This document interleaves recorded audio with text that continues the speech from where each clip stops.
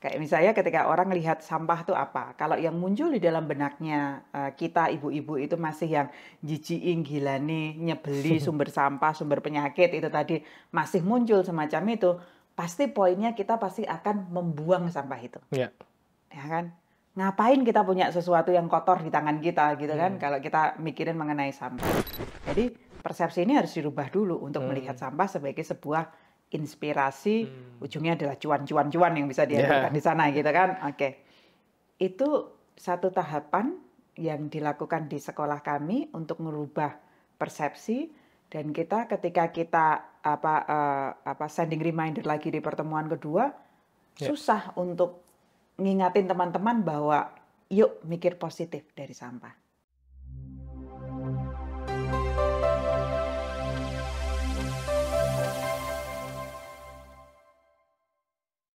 Selamat datang di FEB Talks Ekonomi Sirkular. FEB Talks ini merupakan bagian dari program bidang kajian manajemen logistik dan rantai pasokan MLRP, Departemen Manajemen, Fakultas Ekonomika dan Bisnis Universitas Gadjah Mada. Dalam FEB Talks ini kita akan belajar tentang praktik-praktik ekonomi yang berkelanjutan. FEB Talks ini menampilkan berbagai narasumber ahli, baik akademisi maupun praktisi yang akan memberikan pencerahan tentang apa itu ekonomi sirkular, dan bagaimana kita bisa berkontribusi untuk mewujudkannya. Selamat menyaksikan dan salam sirkular. Baik, bersama kita pada episode kali ini adalah Dr. Turnastiti. Selamat datang Bu Nasti. Terima kasih, beliau adalah ahli leadership dan organizational behavior dari Departemen Manajemen FEB UGM. Hari ini kita akan diskusi ringan Bu Nasti, tetapi mungkin bisa jadi berat juga gitu. Apa yang dikerjakan Bu Nasti itu tidak mudah begitu ya. Tentang people management termasuk katanya dengan leadership ya Bu Nasti gitu ya. Karena kita melihat saat ini isu tentang circular economy, terutama ditarik lagi yang lebih spesifik tentang sampah, pengelolaan sampah, terutama di DIY, itu sedang hangat dibicarakan. Ada yang menyebut ini Jogja darurat sampah, kemudian dibangun juga di Taman Martani, di lokasinya di Akamsi, anak kampung di sini Taman Martani. Iya Bu, di desanya Bu Nasti. Tentu ini akan menjadi isu yang sangat penting tidak hanya di Jogja, tetapi orang di luar Jogja pun mungkin it's about time gitu untuk mengalami sesuatu yang mungkin sama dengan Jogja ke depan gitu. Nah tentu kita perlu belajar, dan dari hasil diskusi dengan para ahli sebelumnya selalu bicara tentang kita harus mulai dari diri kita sendiri, kita harus mulai dari keluarga, dari rumah tangga, kita harus mulai dari dasawisma, RT dan seterusnya.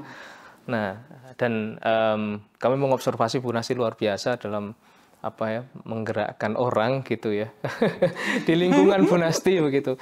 Nah mungkin bisa cerita sedikit Bu, bagaimana sih kita harus tadi disampaikan beraksi gitu ya, merespons apa yang terjadi saat ini di Jogja Bu. Terima kasih. Monggo. Wih, kok jadi berat ya obrolan kita ya. Sebentar aku tanya dulu sama Mas Lulu. Tadi saya yang diwawancara. Ini yang didatangkan adalah narasumber yang ahli, kemudian praktisi terbaik di bidangnya. Sementara aku nggak tahu apa-apa, aku diundang ke sini, aku kemudian disuruh untuk cerita. Ya ampun, oke deh. Anyway, Mas Lulu, whatever forum ini nanti ada yang akan lihat atau nggak ada yang akan lihat. Pasti gitu akan ada yang lihat. Pasti ada yang lihat gitu. Oh lihat ya forum ini ya gitu. Prinsipnya adalah semoga berguna gitu ya yang kita bicarakan. Amin. Terus habis itu tadi langsung dapat pertanyaan yang super duper. Oke, aku harus nggak tahu nih jelaskannya dari mana gitu Mas Lulu. Yang jelas aku pengajar Mas Lulu, kita kolegaan kan di Departemen Manajemen FEB UGM. Kemudian Mas Lulu kontribusi ada di bidangmu apa Mas Lulu? Logistics itu kan mulai aku yang wawancara kan. Saya cari dibalik di wawancara bahaya ini. Oke, dirimu adalah di Logistik and Supply Chain Management. Kemudian diriku adalah di kajian manajemen sumber daya manusia.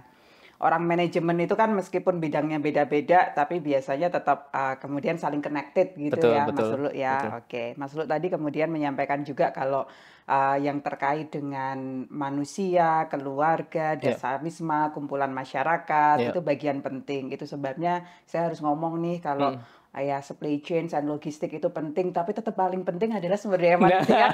Sorry ya. Dalam hal ini saya setuju. Itu dirimu setuju. Oke, Mas Lulu. Jadi kalau orang yang ada di sumber daya manusia, Mas Lulu, ketika kita ngobrol terkait dengan apapun yang dilekatkan di dalam aktivitas orang berhimpun, baik itu di dalam keluarga ataupun di dalam tim ataupun di dalam organisasi, kita selalu mikir bahwa komponen manusia adalah komponen yang penting untuk dibicarakan. Salah satunya adalah ketika kita ngomong terkait dengan kepemimpinan ketika ada seseorang yang diposisikan di posisi sebagai seorang pemimpin, kemudian dia berinteraksi dengan orang-orang yang dipimpin, maka dealing pertama yang harus dia jalani adalah dia harus dealing dengan dirinya sendiri terlebih dahulu.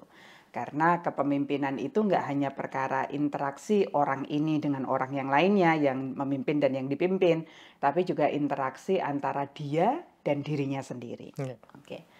Lalu di dalam diskusi yang lain mengenai manajemen sumber daya manusia dan juga kepemimpinan, ada diskusi yang sekarang mengemuka bahwa pemimpin yang optimal untuk memimpin dirinya sendiri dan juga memimpin organisasi adalah pemimpin yang selalu paham lingkungan apa yang sedang dihadapi. Karena ketika lingkungannya dia bisa memahami pergerakan yang ada, maka dia akan mengizinkan dirinya atau siapapun yang dia pimpin untuk berkontribusi yang baik untuk lingkungannya. Sementara di sisi yang lain, dia juga selalu mengizinkan untuk lingkungan mempengaruhinya untuk posisi pengembangan diri ataupun organisasi. Jadi hubungannya akan ada dua arah gitu ya Mas Lulu ya, antara dia pada organisasi kontribusi terbaik dan juga lingkungan pada dia untuk posisi semakin membuat dia belajar adaptif di dalam lingkungan itu.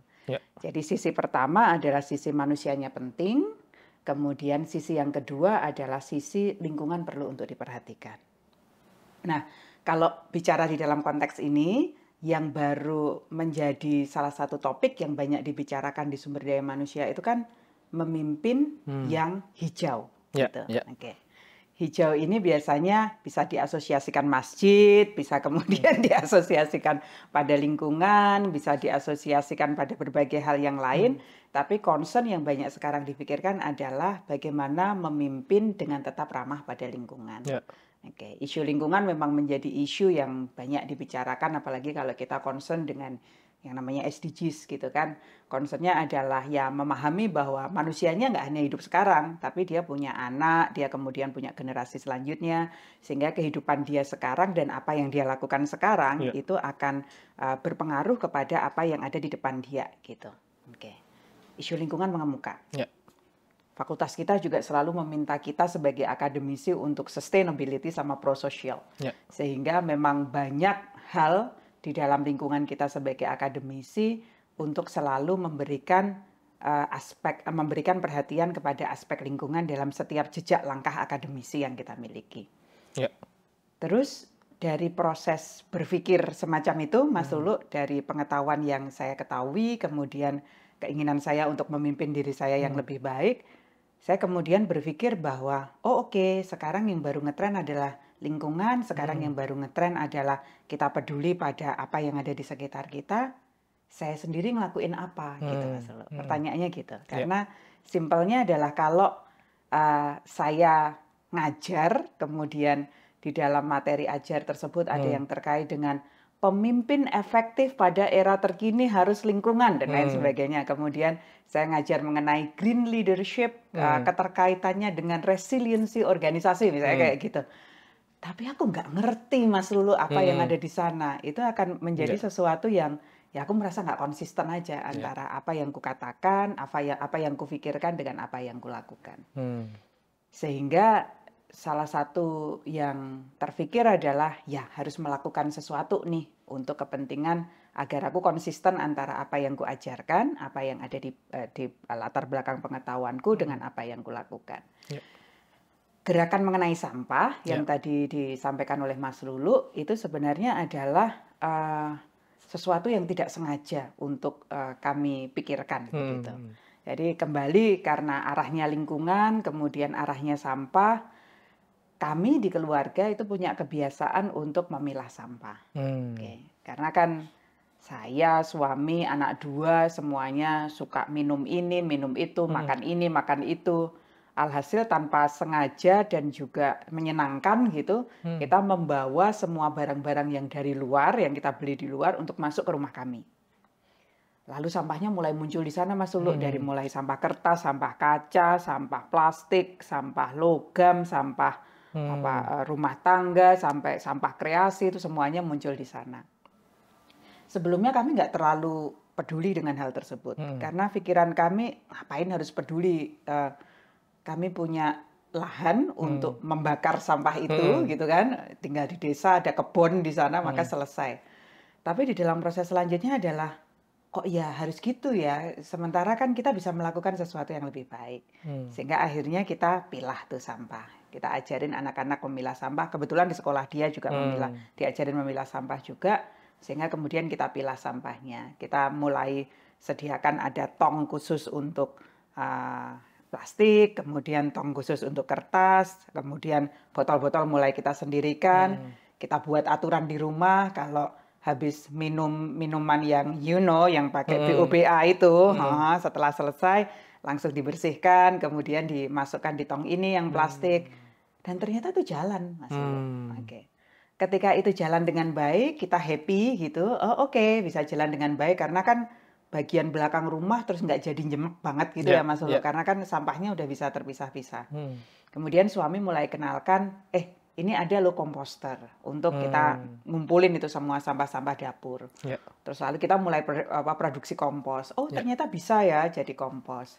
Terus kita belajar lagi bikin ekoenzim. Oh ternyata kita bisa juga ya bikin ekoenzim. Kita gunakan untuk tanaman-tanaman yang ada di sekitar rumah, anggrek yang semula nggak bersinar gitu warnanya, begitu dikasih ekoenzim kok warnanya jadi lebih bersinar bunganya. Jadi kita ada happiness di situ. Terus setelah itu dilengkapi juga dengan berbagai aplikasi yang dengan gampang kita download, kemudian tukang pengepulnya datang ke rumah, kita kemudian bisa jual barang itu tanpa kita harus nungguin depan rumah tukang rosok lewatnya kapan gitu kan. Kita panggil pakai aplikasi, ternyata bisa. Oh, oke, baik. Dari sekian sampah yang ada di rumah yang biasanya diangkuti setiap 1 bulan sekali, kita bisa dapat duit 25.000 Mas Suluk. Oke. Terus habis itu kita beli mie ayam bareng-bareng. Kita bilang sama anak-anak, woi kita dapat mie ayam sampah gitu ya. Kita, wih semuanya happy, ini hasil dari sampah kita gitu. Merasa bangga karena ternyata ada duitnya juga ya dari sampah yang kita hasilkan. Dan kita feeling happy di situ Mas Suluk. Terus setelah itu adalah ngobrol, dalam salah satu obrolan dengan suami kita mikir, kok enggak ya kita cerita sama teman-teman yang ada di sekitar rumah kalau ini tuh bisa loh dilakukan. Ya kerjaan yang nggak mutu untuk memilah sampah, tapi ketika kita bisa memilah sampah itu kita bisa dapat duit untuk beli mie ayam gitu, mie ayam sampah gitu. Atau kalau enggak biasanya kita berikan duit itu pada anaknya yang menteri dalam negeri yang ada di rumah kami gitu, dan dia kemudian feeling happy dengan duit tersebut. Oke, lalu kita mulai itu sensing yang ada di lingkungan kita. Terus kita melihat ternyata pemuda yang ada di desa, kami tinggal di desa, itu punya aktivitas setiap 2 minggu sekali itu putar untuk mengumpulkan rosokan. Gitu, kemudian pasti kan lewat di samping rumah kami. Kemudian kami tanya ke mereka, Dek, mau nggak ngambil sampah kami gitu? Oh iya Mbak Nasti, udah tak ambilnya. Udah, mereka masuk kebun, kemudian masuk rumah kami. Kan kami udah pisah gitu Mas Suluk. Terus habis itu dia ambil tuh barang itu, embernya, terus dia masukin ke keranjangnya gitu, dia ke kereta yang dia miliki. Jadi satu lagi. Terus aku kaget feeling ketika aku ngomong sama teman-teman, pilahin sampah, ngapain milah sampah, pada akhirnya dijadiin satu lagi. Itu di depan mataku Mas Suluk.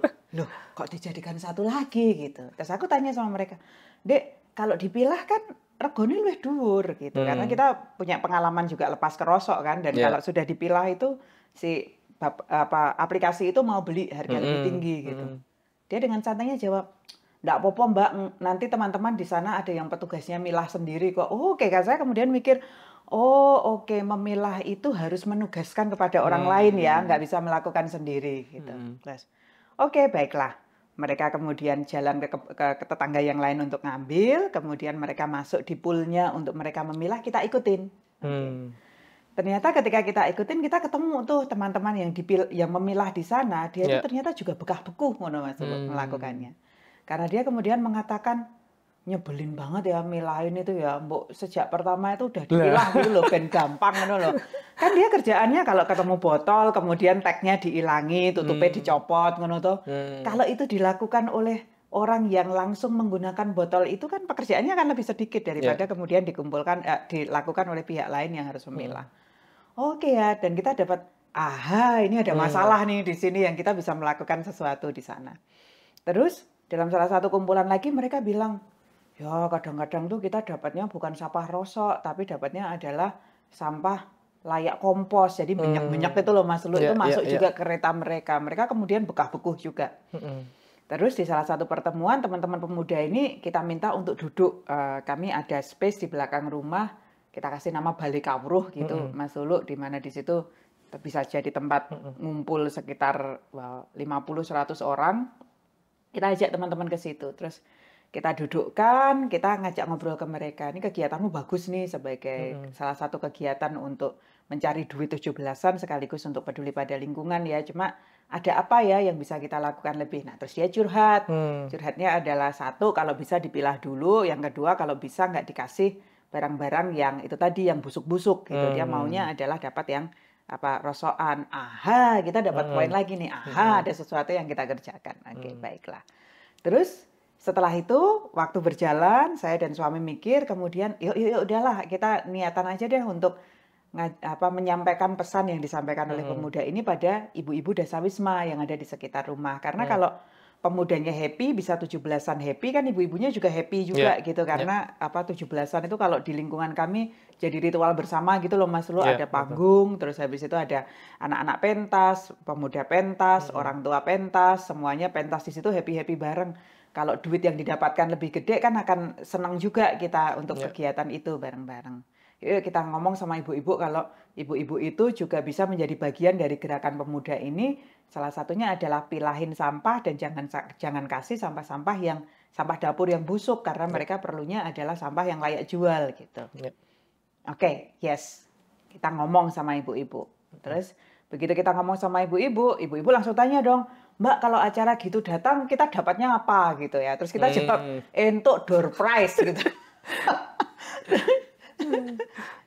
Poin kan Mas dulu bahwa semua orang itu suka untuk mendapatkan reward gitu. Kalau reward pengetahuan belum dianggap sebagai reward ya paling ora ibu-ibu dikai sotel siji itu sudah happy gitu ya. Udahlah oke. Kita kemudian jawil adik kebetulan punya restoran di sebelah Balai Kawruh, dia mau peduli juga dengan kegiatan itu. Suaminya punya sekolah, kita jawil juga, dia mau peduli juga. Terus kita, Dek yang restoran ngurusin makannya, kemudian yang sekolah kasih kami door prize ya, kemudian kami yang akan keluar-keluar untuk ibu-ibu datang gitu. Ternyata datang Mas Lulu. 20 ibu-ibu gitu. Niat cari door prize. Untungnya kita sedia door prize-nya 25. Jadi kita akhirnya dapatnya adalah hadiah hadir bukan door prize gitu. Daripada kita dipukulin sama ibu-ibu udah disuruh datang malah nggak dapat apa-apa. Terus kami merasa bahwa yang kami lakukan, saya dan suami lakukan itu tingkat kesuksesannya baru di rumah kami aja, belum kalau di luar. Makanya kita kontak nih teman-teman yang sudah biasa untuk jadi fasilitator kegiatan untuk sampah itu, untuk juga terlibat dalam kegiatan kami. Teman dari Lestari kemudian support kami, ada satu fasilitator yang kita datangkan. Nah, forum pertama jalan Mas, sekolah sampah. Kita sebut sebagai ngangsu kawruh babakan uwuh neng Balai Kawruh. Ayo baca subtitle di bawah. Prima itu. Prima. Ngangsu kawruh babakan uwuh neng Balai Kawruh. Belajar mengenai sampah di Balai Kawruh gitu ya. Belajar mengenai sampah di Balai Pengetahuan. Gitu. Terus akhirnya kita jalankan untuk yang pertama. Forum malam hari kita lakukan 2 jam Mas Lulu. Antusiasmenya ternyata luar biasa. Banyak pertanyaan-pertanyaan yang mulai muncul. Diawali dari pertanyaan, menurut ibu-ibu sampah itu apa gitu. Ternyata yang disampaikan adalah jijiki, gilani, nyebeli, sarang penyakit, kemudian whatever sing nyemek-nyemek gitu Mas Lulu. Nah terus Nah, ini kan tahapan untuk berubah persepsi gitu ya, Mas Lulu. Oke, baik. We got the point bahwa persepsinya harus dirubah dulu karena yang namanya pemulung itu pasti dia mikirnya adalah bukan karena sampah itu bau, tapi karena sampah itu bernilai. Makanya dia bisa melakukan kegiatan untuk menggunakan sampah itu sebagai sesuatu yang produktif. Oke. Terus di pertemuan pertama itu, Mas Lulu, itu kita dedicated bahwa kita mau belajar sampah lagi di pertemuan selanjutnya asal kita piknik ke TPA Piungan. Nyemplung. Lucu kan? Oke. Terus habis itu numpak opo, naik apa pikniknya? Naik kereta mini. Oke, karena salah satu dari ibu-ibu yang datang itu senang banget untuk mengkoordinasi ibu-ibu yang lainnya naik kereta mini gitu, Mas. Oke, kita dedicated ya. Kita sekolah sampah. Setelah itu nanti kita jalan-jalan ke TPA Piungan untuk melihat lembah sampah yang ada di sana. Gitu. Sepakat dong Mas Lulu. Minggu depan ya kita ketemu lagi sambil mikirin piknik ke TPA Piungan. Kita jalan Sabtu, Senin sudah ada informasi TPA Piungannya ditutup. Oke. Sedih dong kita. Sedih karena apa? Sampahnya nggak tersalurkan di sana, satu, dan yang kedua nggak bisa piknik. Mereka udah niat piknik ke sana. Oke, ya wes. Sejak saat itu kemudian isu ini semakin mengemuka deh Mas Lulu. Sehingga ketika kita jalan sekolah sampah yang kedua, yang datang 30 ibu-ibu. Sekolah sampah yang ketiga, teman yang dari Godean, ibu-ibu dari Godean mulai datang nih ke kita untuk belajar. Sekolah sampah yang keempat, barengan dengan Taman Martani akan menjadi tempat pengelolaan sampah terpadu. Kelurahan mulai datang ke kami, lingkungan hidup mulai datang ke kami. Terus setelah itu dipanggil lagi aku Mas Lulu di sini. Kemudian kita, ternyata bersuara ya sesuatu kecil yang kita lakukan. Cerita konteksnya kayak gitu Mas Lulu. Jadi summary-nya dari omonganku yang 5 menit, 10 menit nggak jelas itu adalah ya memang pengetahuannya ada di sana, Mas Lulu. Kemudian kalau mau jadi pemimpin ya dia memimpin dirinya sendiri. Salah satu isunya adalah terkait lingkungan dan sampah. Kita lakukan di masyarakat kami. Terus kok dapat eskalasi dari itu tadi TPA tutup, Taman Martani menjadi TPST. Terus ya sudah nih kayak kita sedang panjat sosial gitu tampaknya, kemudian kita melakukan yang persis padahal sebenarnya itu nggak ada hubungannya sama sekali Mas Lulu. Kita memang udah pengen jalan, terus habis itu ada berbagai trigger ini yang menjadikan oke, kita harus seriusin kegiatan ini gitu deh Kakak Lulu. Terima kasih, luar biasa Bu Nasti. Inilah contoh real bagaimana kemudian menggerakkan dari diri sendiri, kemudian keluarga, lingkungan, dan yang selama ini kita diskusikan ya dengan beberapa narasumber sebelumnya. Nah, itu kita belum ketemu bagaimana teknisnya, dan ini dijawab oleh Bu Nasti. Ini loh teknisnya itu seperti itu. Teknisnya adalah ada orang gila di lingkungan itu yang kurang kerjaan gitu. Kemudian dia bagi-bagi virus sama teman-teman yang lain, terus habis itu disambut lah oleh pasar. Ya udahlah jalan kegiatan itu. Luar biasa. Ini kayak saya mencitasi apa yang disampaikan Pak Rimawan tuh kuncinya 1M, mau ya Bu ya. Prinsip 1M, indeed. Oke, mau. Mau untuk menjalankan itu akan menjadi kekuatan. Ya, terima kasih Bu Nasti. Jadi tadi kan sebenarnya berarti gerakan ini sudah dimulai bahkan sebelum isu darurat sampah ini mencuat kan gitu ya. Ketika TPA tutup, kemudian Taman Martani jadi TPST, itu tadi kita kayak panjat sosial itu tadi, kemudian jadi isunya kayaknya pas banget, padahal sebenarnya udah kita mulai sebelumnya. Berarti pemuda sekarang sudah nggak lagi nyampur kalau ngambil? That's the point Mas. Bahwa ternyata proses untuk menggerakkan masyarakat ini nggak segampang kalau kita ada di kelas, kita minta mahasiswa kita, lakukan itu ya, kalau nggak kok nggak dapat nilai, itu kayak gitu ya. Kita sangat bisa begitu untuk direktif kepada mahasiswa. Ternyata setelah berinteraksi itu aku melihat bahwa orang gampang itu ternyata Mas Lulu. Jadi dalam proses kayak kita belajar ya Mas Lulu, karena kan memang ini skopnya baru di RW kami saja. Kemudian ada teman-teman lain dari Godean yang juga pada datang ini pengen juga belajar, tapi ya kita belajar bareng ya dari proses untuk memilah sampah ini. Paling tidak kalau dari ilmu kita Mas Lulu, ketika kita ngomongin mengenai design thinking, participative decision making, itu kan ada tahapan ketika yang pertama kita pasti akan lihat dulu ada apa di sana gitu ya, discovery, kemudian menemukan inspirasi gitu. Kemudian di tahapan yang kedua kita bangun interpretation kan Mas Lulu. Interpretation untuk memberikan makna pada yang kita lihat ini sebenarnya apa, masalahnya adalah apa gitu. Baru tahapan selanjutnya kan ideation, untuk kita mulai mikir apa ya yang bisa jadi solusinya gitu ya Mas Ulu. Terus experimentation, kita uji cobakan berbagai ideasi yang kita miliki, dan setelah itu evolution, kita selalu mau belajar. Ini very simple ketika kita ngobrolkan kelas ya. 2,5 jam kita minta anak-anak kita, mahasiswa kita untuk kerjain di situ, kita anggap, wih luar biasa berhasil. Ketika kita gerakin teman-teman kita yang ada di level RW ini, dalam proses untuk memfasilitasi yang dilakukan oleh teman fasilitator kita ini, kita melihat juga bahwa siklusnya begitu, Mas Ulu. Proses untuk ngajakin gitu juga, untuk ngajakin berpikir ya. Yang pertama adalah merubah dulu persepsi. Kan ya seperti yang kita tahu di dalam aspek discovery itu kan segala sesuatunya harus dilekatkan sebagai inspirasi. Kalau dia tidak dilihat sebagai inspirasi, jawaban simpelnya adalah ngapain harus diurusin gitu kan.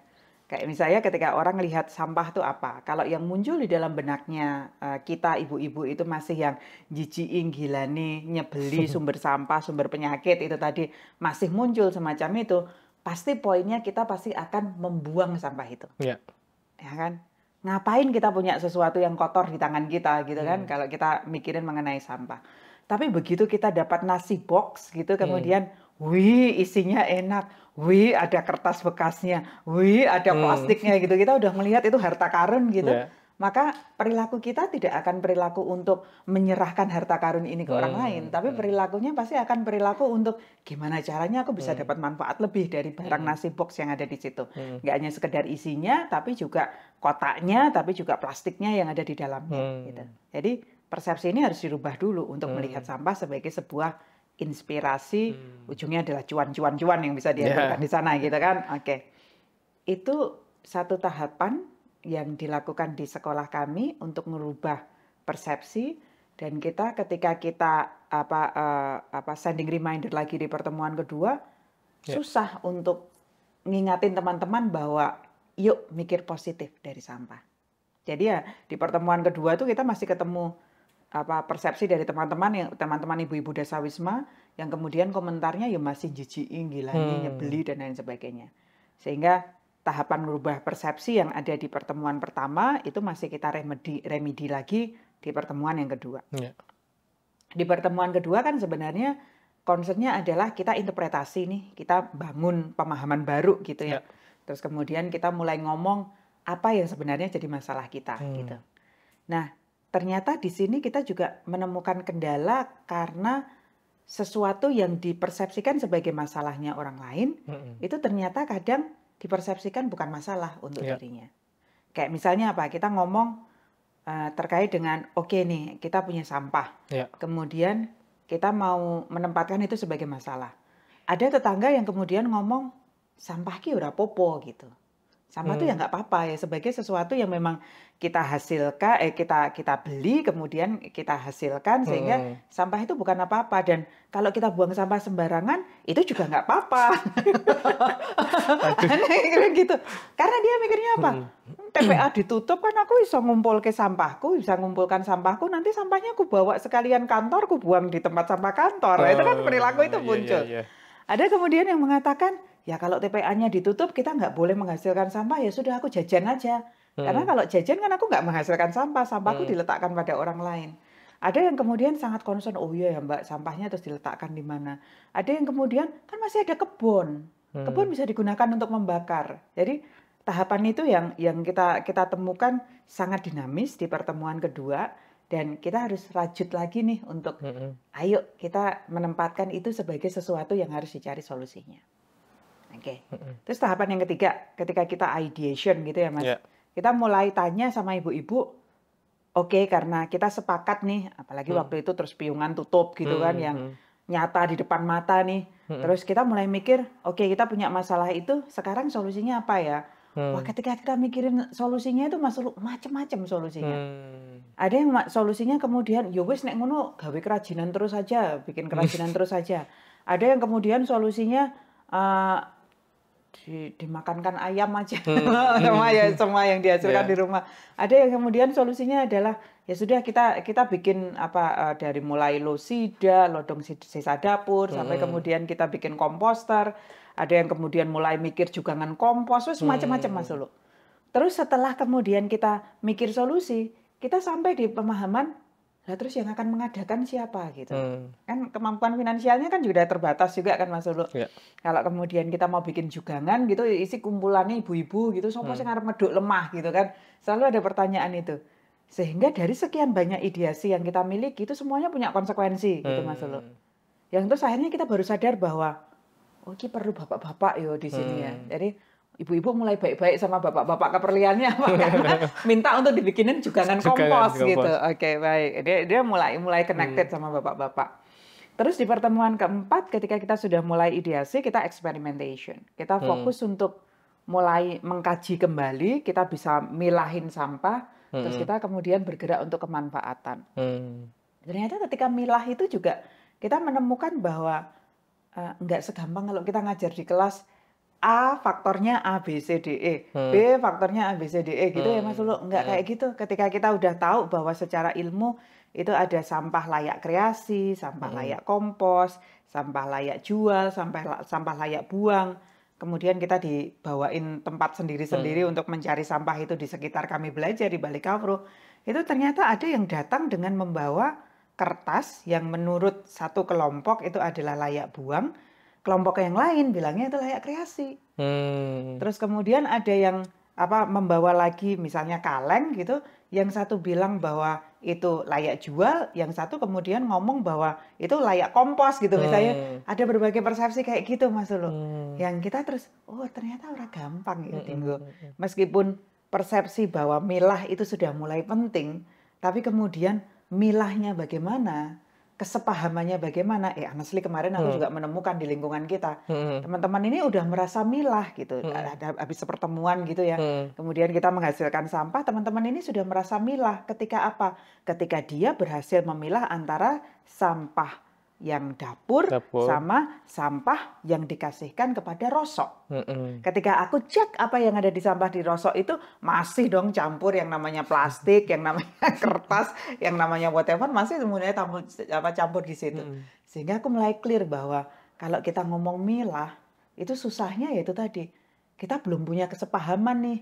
Milahnya itu kelompoknya apa-apa saja, kemudian di setiap kelompok itu isinya apa. Ya gampangannya adalah kalau kita di kampus kita ngelihat tempat sampahnya udah mulai macam-macam gitu.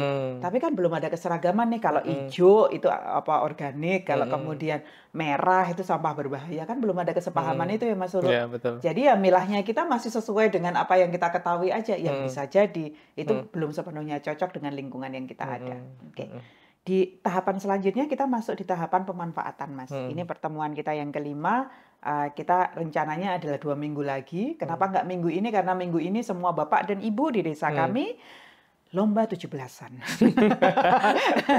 Dan bisa jadi banyak sampah. Dan bisa jadi banyak sampah. Kita langsung cuan gitu ya. Oke, kita langsung siapin itu tong-tong sampah untuk ngumpulin sampah. Minggu ini kita nggak bisa jalan karena kita ada forum 17-an. Kemudian minggu depan kita jalan lagi, kita fokus untuk pemanfaatan sampah.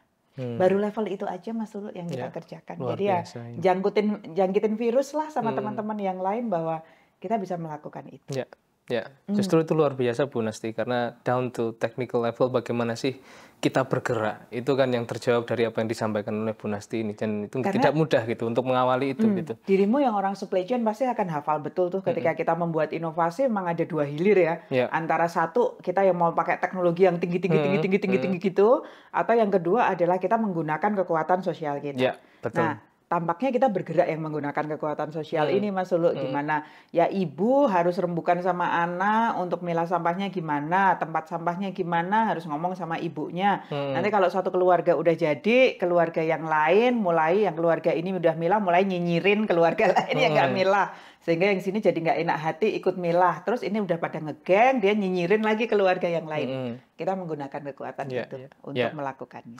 Menarik. Kemarin Pak Rimawan menyampaikan juga teknologi itu sudah selesai sebenarnya. Jadi teknologi di luar sana banyak sekali yang bisa mengatasi bahkan sampah residu, Bu. Betul. Jadi sampah residu pun sekarang sudah ada perusahaan yang bisa mengatasi itu. Jadi paving itu ya salah satunya. Ya, betul gitu. Jadi apapun sekarang sudah bisa diolah. Cuma kemudian yang tadi disampaikan Bu Nasti itu yang masih missing. 1M-nya itu mau. Yuk, maunya itu yang orang yang mau dan kemudian dia mau juga untuk memahami bahwa milahnya tuh harus kayak gitu. Karena kadang-kadang kita udah ngerasa happy aku milah, padahal ketika kita pelajari, loh ini belum milah gitu. Oke. Memang kita masih berada di masyarakat itu. Jadi harapannya kalau generasi sebelumnya ngajakin kita untuk buang sampah pada tempatnya, generasi kita ngajarin untuk, pilah sampahmu sama manfaatkan sampahmu. Harapannya gitu. Luar biasa, mantap Bu. Mungkin terakhir Bu, terkait dengan pembukaan TPST berarti. Ini nih apa sih? Berarti tempat pengolahan tempat pengolahan sampah terpadu. Bukan pembuangan lagi ya Bu ya. Kalau piyungan kan tempat pembuangan akhir. Jadi paradigmanya adalah buang. Kalau ini berarti sudah pengelolaannya Bu. Bagaimana kira-kira menurut Bu Nasti ya? Tadi setelah berproses yang ya dibilang susah ya susah-susah gampang lah ya Bu ya untuk menggerakkan masyarakat, dan ternyata Taman Martani menjadi salah satu pilihan untuk TPST begitu Bu. Pendapat Bu Nasti pribadi dan juga menurut Bu Nasti kira-kira respon warga seperti apa gitu? Yes. Jadi dalam sekolah sampah ini tadi Mas Lulu di pertemuan ketiga setelah TPA tutup, kita kemudian dapat kabar bahwa Cangkringan dong yang akan jadi pusatnya. Kita udah alhamdulillahirabbil alamin. Ada solusi lain yang akan dihandle oleh orang yang lain. Kita tetap nggak bau gitu kan. Terus tiba-tiba sana nolak. Di atas sana nolak gitu. Kita udah mikir Sultan Ground dong, pasti oke lah gitu. Ternyata di atas sana nolak gitu. Karena ternyata air lindinya kan yang akan kalau dia tercemar secara dia di atas turun, gitu. Langsung deh semua dari kita kena untuk menikmati sampah. Tapi sebenarnya itu oke-oke aja ya, karena kan orangnya nggak tertib milah sampah. Jadi kalau airnya kotor harusnya konsekuensi yang kita miliki gitu. Bagian itu mungkin akan diedit ya sama teman-teman. Nggak apa-apa kok. Ini kan pembelajaran akademik. Habis itu selang beberapa saat kemudian keluar dong Taman Martani. Saya dan suami begitu tahu kabar itu malam hari gitu langsung, Taman Martani yang kita adalah penduduk Taman Martani. Balikawruh itu kami tempat tinggal itu memang ada di Taman Martani gitu Mas Lulu. Dirimu juga orang Taman Martani kan sebelumnya. Jangan-jangan dirimu tahu kalau Taman Martani akan saya masih masuk Purwo. Dirimu masih Purwo ya. Oke. Tapi sering main ke Taman Martani. Jangan-jangan dirimu udah tahu kalau mau ada TPST di situ, makanya dirimu. Saya pindah ke selatan. Pinter ya dirimu ya tahu itu ya. Oke, baik. Ternyata diumumkan ada di Taman Martani. Kita yang ngerasa akamsi, kita langsung mikir, di mana nih di Taman Martani kok kayaknya so far kita nggak tahu apa-apa ya. Gitu. Terus ini kan sekolah sampah yang ada ini udah mulai bentuk komunitas gitu ya di RW kami. Kita tanya dong sama ibu-ibu yang satu orang mulutnya 5 ini tadi, kupingnya 10 itu tadi yang langsung, Bu Neng Dito ini di mana atau gitu. Saya share kabar Taman Martani itu, langsung dong informasi sampai, iya Mbak Nasti saya kemarin dampingi ada bapak-bapak cari lahan dan lain sebagainya, tempatnya ada di situ. Oke. Terus akhirnya pagi hari kita sepedaan, Mas Lulu, kita cari tempat itu. Ternyata benar. Jadi kalau teman-teman nanti mau jalan ke arah Candi Prambanan, itu sekitar 2 kilo sebelum Candi Prambanan, itu ada Kelurahan Taman Martani, kemudian di sampingnya ada jalan masuk, ini tinggal masuk 50 meter aja Mas Lulu. Di situ sudah ada. Oke, pagi-pagi kita tengokin dong di sana. Benar. Tempat yang semula nggak ada apa-apanya di situ karena dia di pinggir sungai, ini sekarang udah jadi lahan yang luas gitu. terus habis itu sudah dibangun gitu yang bentuknya sih kalau kita melihat bentuknya cuma kayak penampungan, Mas. Yang kita nggak lihat bahwa di situ akan ada teknologi yang dilekatkan. Sorry ya, I have to say bahwa ya saya harus admit bahwa saya belum masuk di dalamnya gitu karena yang kami bisa lakukan adalah nongkrong aja di depan untuk melihat apa yang ada di sana. Terus dalam salah satu tongkrongan kami itu kita ngobrol sama warga yang ada di situ. Kita tanya, Pak, ini apa mau digunakan untuk apa? Kemudian masyarakat mengetahui atau tidak? Ya ternyata ya oke. Ya mau dipakai TPST Mbak. Terus habis itu TPS itu kaya pripun tuh Pak? Ya ora ngerti Mbak, ketoke ya ngono kuwi ngono ya. Jadi ya masyarakat cuma tahu bahwa di situ dibangun bangunan yang sak gede hoah gitu ya. Cuma nggak tahu ini yang akan digunakan di bangunan itu seperti apa gitu. Nah, itu kan pertemuan ketiga. Kemudian di pertemuan keempat pemerintah kelurahan datang mulai ke sekolah kami, kemudian juga Dinas Lingkungan Hidup datang juga. Kemudian di forum tersebut kita tanya nih sama yang dari kelurahan. Apa yang akan dilakukan di sana? Oke, sepenuh hormat nih bapak-bapak yang ada di kelurahan. Beliau kemudian menyampaikan ke kami bahwa sesuatu yang kembali Mas Tulu, jawaban yang kemudian level diskusinya itu ada di level teknologi gitu. Yang beliau kemudian mengatakan, oh iya ini sudah ada yang disekolahkan, kemudian udah ada yang diantarkan ke Bali kalau tidak salah untuk studi tiru di sana. Kemudian ada mesin-mesin yang akan didatangkan dan lain sebagainya. Nanti hasilnya adalah salah satunya adalah model piranti untuk kayu-kayu begini, kayu daur ulang. Terus nanti semua Pemda bisa menggunakan. Termasuk kemudian nanti akan ada pengolahan kompos. Komposnya akan digunakan oleh petani. Kemudian petaninya akan happy. Orangnya kemudian tetap bisa menghasilkan sampah. Gitu. Jawaban di level itu gitu loh Mas.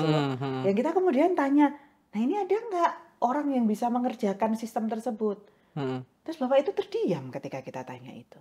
Kita kemudian tanya, loh Pak ini kan teknologinya sudah sekian sekian sophisticated gitu. Kemudian pasarnya tampaknya juga ada gitu meskipun kita juga nggak yakin dengan pasar yang katanya siap, tapi ya well we know ketika kita ngomong kompos itu kan kompos yang masuk ke petani kan kompos yang harus memenuhi standar tertentu yang nggak bisa dihasilkan tekenyek dari proses yang nggak baik kemudian diberikan pada petani. Kasihan juga petani dengan itu. Dan di situ kan sudah ada pemain-pemain gede yang nggak mau juga pasarnya untuk diambil kan, sehingga kan sudah ada monopoli juga ada di situ. Kita mencoba untuk bertanya di situ, beliau juga nggak ngasih jawaban yang clear untuk kami. Dan ketika kita bertanya bahwa masyarakatnya disiapkan tidak untuk melihat bahwa memang tempatnya akan menjadi tempat pengolahan sampah terpadu, akan ada konsekuensi mungkin terkait dengan bau, mungkin terkait dengan ketidaknyamanan lalu lintas karena sekarang banyak truk sampah yang harus ngantri, ataupun kemudian nanti jalan kecil yang biasanya dipakai wirawiri warga sekarang jadi nggak bisa dipakai karena banyak wirawiri ke TPST itu. Kita tanya gitu nggak dikasih jawaban. Ketika kita tanya, ini ada berapa kelompok masyarakat yang mulai diajak untuk memikirkan mengenai sampah dengan pemilahannya, dengan pengolahannya, dengan kemudian pemanfaatannya, itu juga nggak ada jawaban juga. Jadi well di dalam sisi itu Mas Tulu, honestly kami di Balikawruh itu ya well dalam keterbatasan kami untuk memahami, tapi tampaknya ya pada akhirnya akan jadi tempat pembuangan sampah. Cuma ketika kita berada di sana dan kita tahu di situ banyak uncontrollable yang kita nggak tahu gitu ya, maka akan membuat kita stres juga kan karena wah Taman Martani akan jadi tempat untuk pembuangan sampah dan nanti kalau jalan-jalan ke Candi Prambanan, congratulations, Anda akan melihat candi dengan menghirup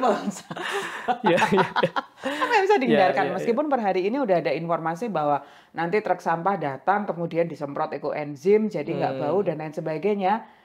Sudah ada informasi mengenai hal tersebut, tapi kita jadi well noted bahwa yang datang tetap aja sampah yang belum dipilah. Mas Lulu. Betul. Itu mau kayak gimanain yang namanya sampah kalau nggak dipilah ya tetap akan ada pembusukan. Dan kalau pembusukan memang ada ekstraksi bau yang akan keluar. Jadi selamat nanti kita menikmati Candi Prambanan dengan bonusnya adalah bau yang luar biasa. Kita mulai bersiap itu gitu. Nah di sisi yang lain adalah daripada kita mikirin hal-hal gede yang memang nggak controllable untuk kami, karena kami pelaku kecil, pelaku di level RW, ya kita kemudian mikir, ya sudah deh kita kontribusi apa yang kita bisa. Dalam arti ya udah kita selalu aktifkan itu sekolah sampah yang ada di RW kami, sehingga RW kami paling tidak ketemu ada sirkular sistem untuk mengelola sampah kami secara mandiri gitu.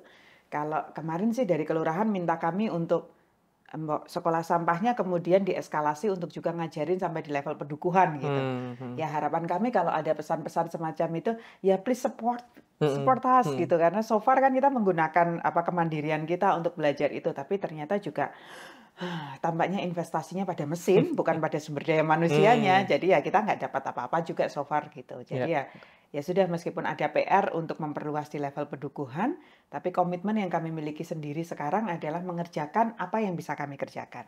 Yaitu adalah membuat sistem di RW itu yang sekarang juga belum solid sepenuhnya, itu paling tidak bisa sirkular dulu. Nanti kalau sudah bisa sirkular di RW kami, kalau ada teman lain yang juga berminat untuk belajar ya kita ajarin gitu. Tapi kalau kemudian teman lain belum berminat untuk belajar, ya kita harus menerima, karena memang ya di dalam kehidupan sosial dan pembelajaran partisipatif kan memang nggak dipaksa untuk mempelajari sesuatu. Betul. Ya, gitu. Terima kasih Bu Nasti, luar biasa. Ini yang memang menjadi kekhawatiran besar ya, kemarin juga saya tanyakan juga ke narasumber sebelumnya.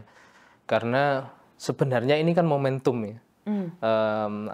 TPA piungan ditutup, 45 hari kita harus berpikir bagaimana meredesain ulang, termasuk tadi yang disampaikan Bu Nasti, mengubah persepsi kita secara individu maupun masyarakat, bagaimana pengelolaan sampah yang baik gitu.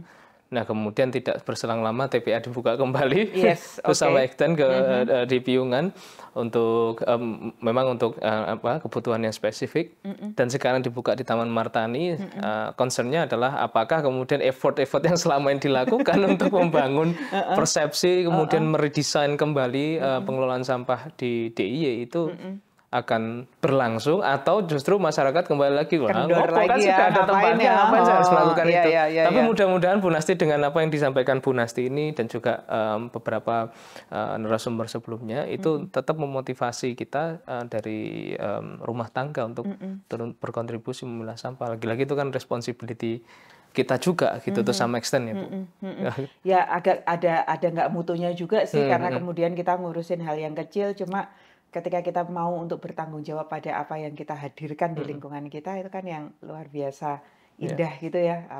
Ya kita mimpin diri kita dengan lebih baik, kita kemudian mengizinkan untuk selalu mikir sirkular gitu, apa yang ya kita konsumsi kemudian kita berikan baik lagi ke masyarakat. Ya kalau kita sudah bisa sampai mikir di sana, kan itu ya indah aja lah kehidupan kita, jadi lebih bertanggung jawab. Betul. Wah, luar biasa. Ini penutup yang luar biasa. Dari Bu Nasti sebenarnya pengen ngobrol lebih banyak. Small potato, Mas Lulu. Oke, bantuin kami ya. Kapan-kapan jadi narasumber gantian ya di sekolah sampah kami. Yes, ngajarin circular economy. Thank you ya Mas Lulu. Terima kasih Bu Nasti. Tadi sekaligus penutup yang luar biasa indah. Dan terima kasih sudah berbagi. Tadi saya kira missing link-nya dari proses sistem circular economy ini sudah terjawab, dan mudah-mudahan juga menginspirasi keluarga-keluarga di luar sana, tidak hanya di Jogja. Kemarin Pak Rimawan cerita juga di beberapa kota yang lainnya di luar Jogja itu sudah mulai teriak juga. Sudah mulai teriak. It's about time lagi-lagi. Demikian episode FEB Talks Ekonomi Sirkular kali ini. Semoga bermanfaat untuk kita semua. Saatnya kita bertransformasi menuju ekonomi yang berkelanjutan, dan saatnya kita memikirkan keberlanjutan bumi di mana kita berpijak dan mencari penghidupan. Salam sirkular.